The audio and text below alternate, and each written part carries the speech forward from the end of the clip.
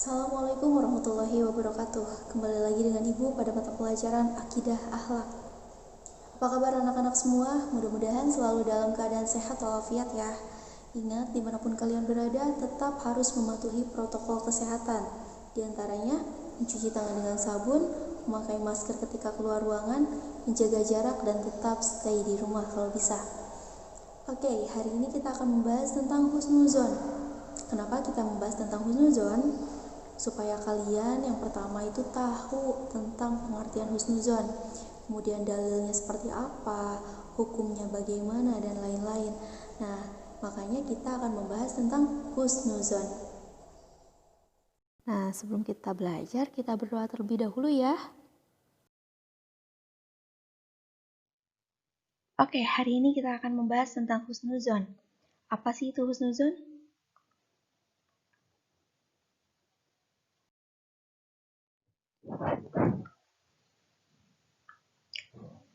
Husnuzon adalah ketika kita lihat pengertian, berarti ada menurut bahasa dan menurut istilah.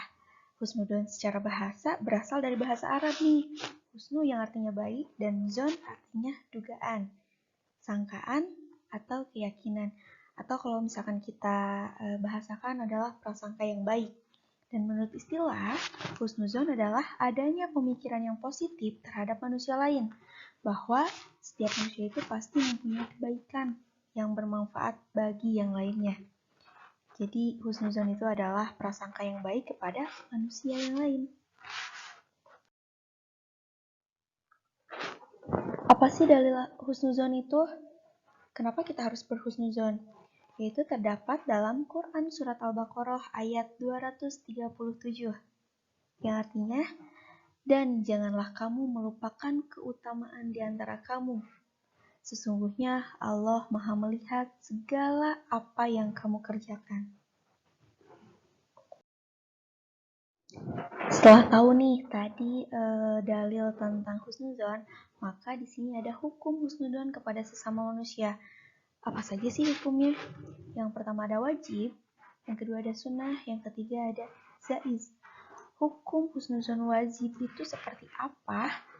Husnuzon yang wajib itu adalah husnuzon kepada Allah Subhanahu wa taala dan para rasul Allah Subhanahu wa taala. Kenapa? Karena kita harus yakin bahwa Allah Maha Pengasih lagi Maha Penyayang. Kita tidak boleh bersuuzon kepada Allah, mempunyai prasangka yang buruk terhadap Allah. Maka hukumnya wajib mempunyai prasangka yang baik kepada Allah dan para rasulnya. Yang kedua, ada sunnah. Kepada siapa nih? Kepada saudara-saudaranya yang seiman. Karena sesama muslim itu sama terikat oleh iman dan perjuangan untuk mewujudkan kebaikan melalui ibadah, dakwah, dan amalan soleh lainnya. Jadi kita juga jangan pernah bersuuzon kepada sama saudara kita. Kita tetap harus berhusnuzon. Gitu.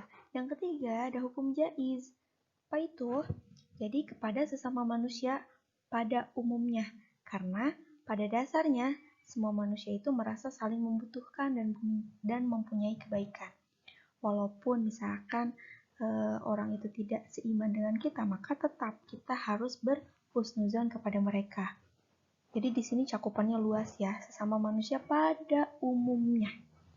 Oke, jadi intinya kita itu sebagai manusia harus berhusnuzon kepada Allah Subhanahu wa taala yang Maha Pengasih lagi Maha Penyayang, yang menciptakan kita, kepada saudara-saudara kita yang seiman, dan kepada seluruh manusia pada umumnya.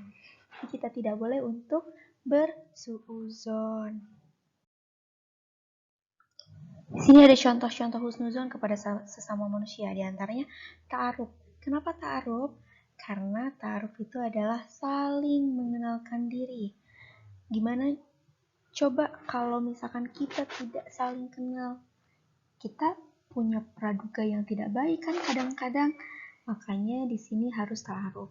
Ta'aruf maka saling mengenal. Tak kenal maka tak ta'aruf. Gitu. Saling mengenalkan diri untuk membentuk persaudaraan dengan tidak berlaku diskriminatif.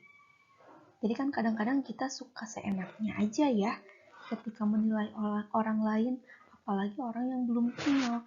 Makanya dianjurkan untuk taruh, untuk saling mengenal, untuk ujung-ujungnya untuk tidak bersuuzon gitu. Yang kedua ada kerjasama, yaitu mau melaksanakan kerjasama, saling membantu dan menolong. Yang ketiga ada percaya nih. Apa itu? Memberikan kepercayaan kepada sesama manusia pada bidang-bidang atau urusan tertentu. Karena ketika kita sudah percaya, ketika kita sudah mempunyai prasangka baik, maka sifat percaya itu pasti akan muncul. Yang terakhir ada lapang dada, yaitu menerima dengan lapang dada masukan dari orang lain. Jadi kita tidak egois. Gitu. Paham ya, adik-adik? Nah, selanjutnya ada dampak positif berhusnuzon. Apa saja sih? Yang pertama pasti menenteramkan hati kita. Kita tidak galau, tidak banyak pikiran, tidak memikirkan keburukan orang lain. Tenteram hatinya ketika kita berhusnuzon. Yang kedua, memudahkan koordinasi. Ketika kita berhusnuzon kepada orang, kita percaya kepada orang, pasti akan gampang untuk berkoordinasi, betul tidak? Betul. Yang ketiga, mendapatkan banyak hal tentang kebaikan dari orang lain. Yang keempat, memberikan kemudahan untuk komunikasi.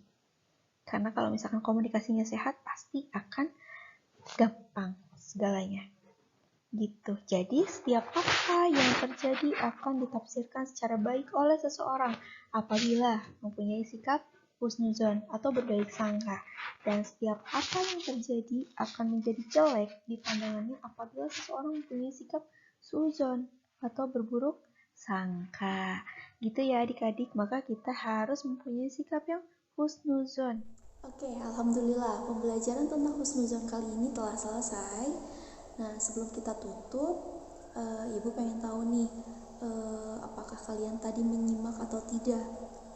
Nah, pertanyaan dari Ibu adalah, ada berapa sih hukum husnuzon? Kalian boleh tulis di kolom komen ya. Oke, kita bertemu lagi di pertemuan selanjutnya.